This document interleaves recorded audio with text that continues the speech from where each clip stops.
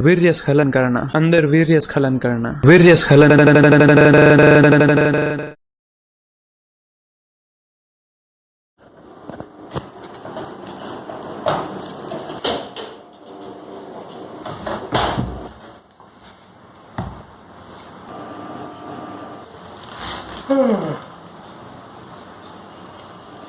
Good morning, सुप्रभात।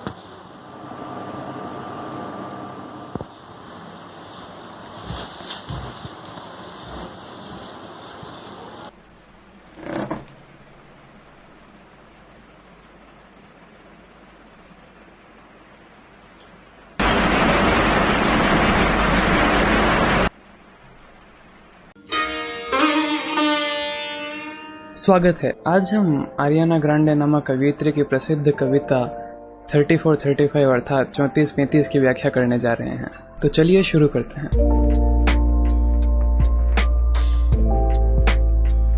पहली पंक्तियां। You might think I'm crazy the way I've been craving। तो इस कविता की शुरुआत भी हमारी पिछली कविता जो वैप नामक कविता थी कार्डी बी द्वारा, उन्होंने भी अपनी कविता की शुरुआत ऐसे ही की थी, अपने आप को पागल बताकर। तो हम देख सकते हैं कि काम उत्तेजना को अभिव्यक्ति न मिलने के कारण कई लोगों ने पागलपन को महसूस किया लॉकडाउन के दौरान, और हमारी लेखिकाएं भी उनमें से एक थी। You might think I am crazy, तुम्हें लगेगा मैं पागल हूँ। The way I have been craving, जिस तरह से मुझे तलब लग रही है।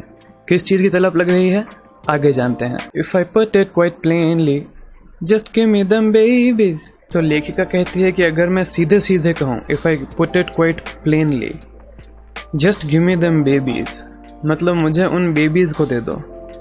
तो यहाँ बेबीज का अर्थात नवजात शिशु नहीं है। लेखिका नवजात शिशुओं की मांग नहीं कर रही है। बेबीज से लेखिका का मतलब है संभावित बेबीज, अर्थात पोटेंशियल बेबीज, मतलब बेबी जो बन सकते हैं भविष्य में लेकिन अभी बेबीज नहीं है। तो कुल मिला के सीधे सीधे अगर मैं कहूँ तो लेखिका वीर्य की कामना व्यक्त कर रही है कि मुझे वीर्य प्रदान करो। So what you doing tonight? Better say doing you right। तो लेखिका कहती है कि लेखिका पूछती है अपने प्रेमी से, तो तुम आज रात को क्या कर रहे हो? और फिर वो एक तरह से उन्हें धमकी देती हैं कि अच्छा होगा अगर तुम कहो डूइंग यू राइट। अब डूइंग यू कोई लेखिका को कर कैसे सकता है? तो यह सिर्फ एक फिगर ऑफ स्पीच है, अंग्रेजी में बोलने का तरीका है। डूइंग समवन का अर्थ होता है उनके साथ संभोग करना। तो अच्छा होगा अगर तुम कहो कि तुम मेरे साथ अच्छे से संभोग कर रहे हो। Watching movies but we ain't seen a thing tonight। इन पंक्तियों के संदर्भ में अंग्रेजी की एक लोकाक्ति को जानना भी रोचक होगा। लोकाक्ति कुछ ऐसी है, नेटफ्लिक्स एंड चिलिंग। तो नेटफ्लिक्स एंड चिलिंग का दरअसल नेटफ्लिक्स देखने से और चिल करने से अर्थात ऐसे ही समय पारित करना, इनसे इसका कोई लेना देना नहीं है। नेटफ्लिक्स एंड चिलिंग का मतलब संभोग करना होता है। तो इस लोकाक्ति की उत्पत्ति इसलिए हुई क्योंकि नेटफ्लिक्स को बैकग्राउंड में खुला छोड़ के लोग संभोग करने लग जाते थे। जो भी हो, तो हमारी लेखिका आरियाना ग्रांडे कहती हैं watching movies but we ain't seen a thing tonight, मतलब हम मूवीज देखेंगे, हम चलचित्र देखेंगे,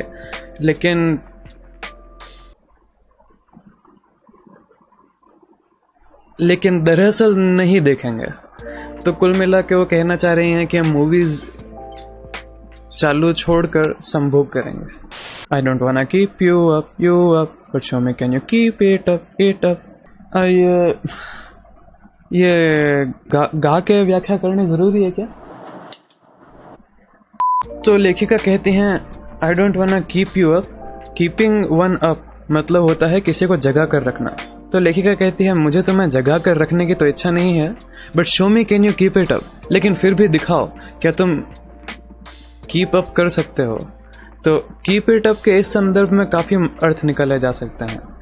कीप इट अप मतलब लगातार किसी क्रिया को करते रहना। तो तुम संभोग कितने समय तक कर सकते हो, कितना कीप अप कर सकते हो, वो मुझे बताओ। या फिर एक दूसरी व्याख्या इसकी ये भी हो सकती है कि तुम अपने लिंग को कितने समय तक ऊर्ध्व रख सकते हो संभोग के दौरान। Cause then I have to keep you up. Shit, maybe I'ma keep you up, boy. I've been drinking coffee and I've been eating healthy. कवियत्री कह रहे हैं कि अगर तुम कीप अप नहीं कर पाओगे तो मुझे तुम्हें जगा कर रखना पड़ेगा, मेरे पास और कोई चारा नहीं बचेगा। Shit, maybe I'ma keep you up. मुझे शायद रखना ही होगा तुम्हें, तो मुझे तुम्हें जगा के रखना ही होगा शायद, अगर तुम कीप अप नहीं कर पाओगे तो। I've been drinking coffee मतलब वो कॉफ़ी पी के तैयार बैठी हैं। And I've been eating healthy, तो वो हेल्दी खा रही हैं ताकि अपनी एनर्जी को मेंटेन कर सकें और अपने सुडोल शरीर को मेंटेन कर सकें। You know I keep it squeaky. Squeaky, squeak का अर्थ होता है चूहे जिस तरह की आवाज़ निकालते हैं उसे हम स्क्वीकी कहते हैं। तो यहाँ पे कवियत्री स्क्वीकी शब्द का क्यों प्रयोग कर रही है? तो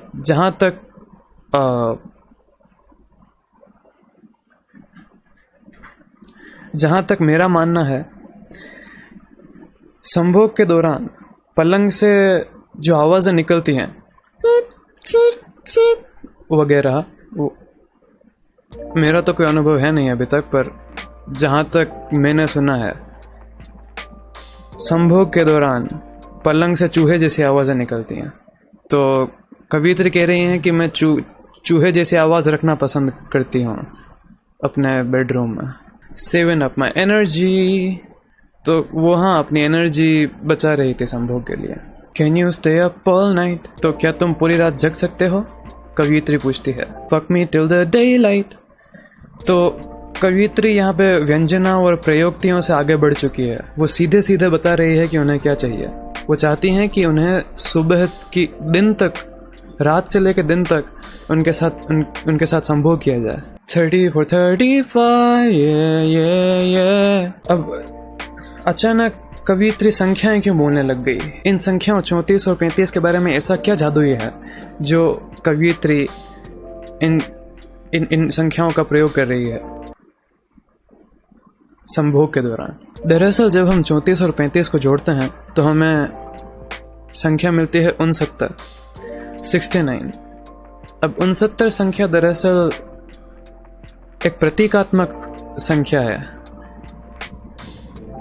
69 दरअसल एक संभोग मुद्रा का प्रतीक है, एक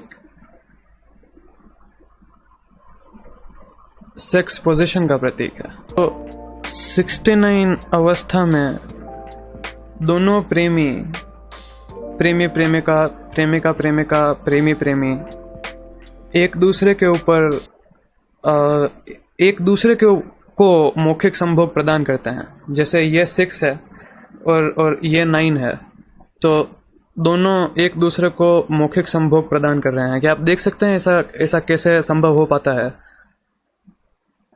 69।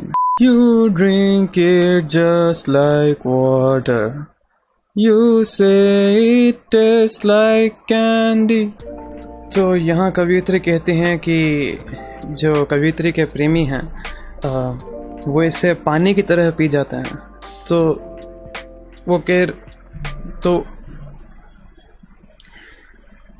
कवियत्री के प्रेमी किस चीज़ को पानी की तरह पी जाते हैं? वो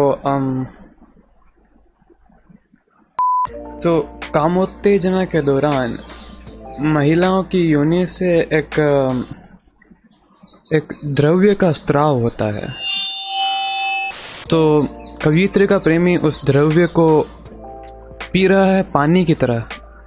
तो स्त्राव की मात्रा काफ़ी अधिक है और वो पानी की तरह गट पी रहा है। उसके बाद यू से टेस्ट लाइक कैंडी, तो कवियत्री का प्रेमी उस द्रव्य को पीने के बाद कहता है कि इसका स्वाद बिल्कुल कैंडी की तरह है। अब जहाँ तक मुझे ध्यान है इस द्रव्य का स्वाद कैंडी की तरह नहीं होता, लेकिन आरियाना ग्रांडे की योनि के बारे में मुझे पता नहीं। Baby, you might need a seat belt when I ride it. I'ma leave it open like a door, come inside it. Even though I'm wifey, you can hit it like a side chick. Don't need no side dick, no. तो कवियत्री कहते हैं, Baby, you might need a seat belt when I ride it. तो जब मैं सवारी करूँगी तो हो सकता है आपको सीट बेल्ट की आवश्यकता हो।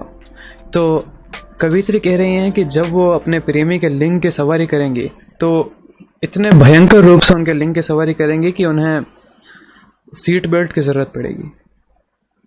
I'm gonna leave it open like a door, come inside it। तो मैं इसे दरवाजे की तरह खुली छोड़ दूंगी और तुम इसके अंदर आ सकते हो। तो कम इनसाइड इट का मतलब अंदर आना तो होता ही है। कम इनसाइड इट का एक और अर्थ होता है जिसका मतलब होता है वीर्य स्खलन करना, अंदर वीर्य स्खलन करना, वीर्य स्खलन। Even though I'm wifey you can hit it like a side chick। तो कहते हैं भले ही मैं पत्नी की तरह हूँ, तुम मुझे साइड चिक की तरह ठोक सकते हो। तो ठोकने से स्वभावतः लेखिका कहना चाहती हैं कि संभोग कर सकते हो भीषण रूप से। तुम भीषण रूप से संभोग कर सकते हो मेरी योनि के साथ, ये मान के कि मैं एक साइड चिक हूँ। साइड चिक का अर्थात पिछली व्याख्या में हमने बॉय टॉय के बारे में बात की थी। साइड चिक भी वही होती है, मतलब जो हमारी मेन प्रेमिका है उसके अलावा साइड प्रेमिका। क्योंकि ऐसा देखा जाता है कि पति पत्नी के बीच में संभोग एक समय के बाद उबाऊ हो जाता है, उदासीन हो जाता है। तो इसलिए कवियत्री कहती हैं कि आप मेरे साथ भीषण रूप से संभोग कर सकते हो साइड चिक की तरह। Don't need no side dick no. तो अगर तुम मेरे साथ साइड चिक की तरह ही संभोग करोगे तो मुझे साइड डिक की ज़रूरत ना पड़ेगी, मतलब मुझे साइड में किसी और लिंग की ज़रूरत ना पड़ेगी। मैं तुम्हारे लिंग से ही संतुष्ट हो पाऊंगी। Got the neighbors yelling earthquake 4.5 when I make the bed shake। कवित्री कहती हैं कि उनके पड़ोसी चिल्ला रहे हैं अर्थक्वेक अर्थक्वेक, भूकंप आ गया भागो। वो ऐसा क्यों चिल्ला रहे हैं? क्योंकि 4.5 मैग्नीट्यूड का भूकंप आ जाता है जब आरियाना ग्रांडे हमारी कवियत्री पलंग को हिलाती हैं,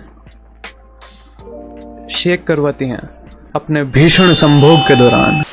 कवियत्री कह रही हैं कि उनके भीषण संभोग के दौरान उनका पलंग इतने जोर से कपता है कि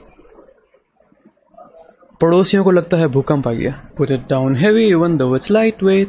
पुट इट डाउन हैवी मतलब जोर से संभोग करो इसके साथ, भले ही ये लाइट वेट है। क्योंकि आरियाना ग्रांडे काफ़ी पहलवान की तरह नहीं है, वो छोटी प्यारी सी लड़की हैं दिखने में।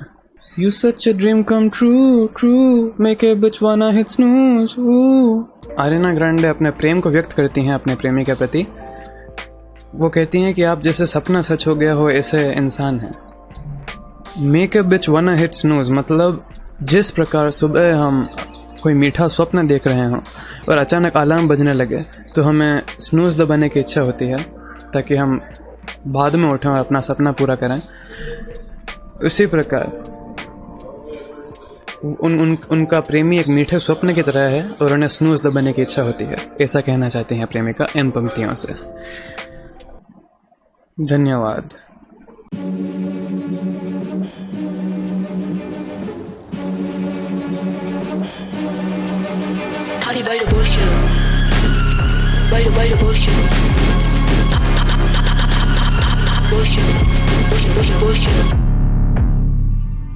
I'm gonna shout this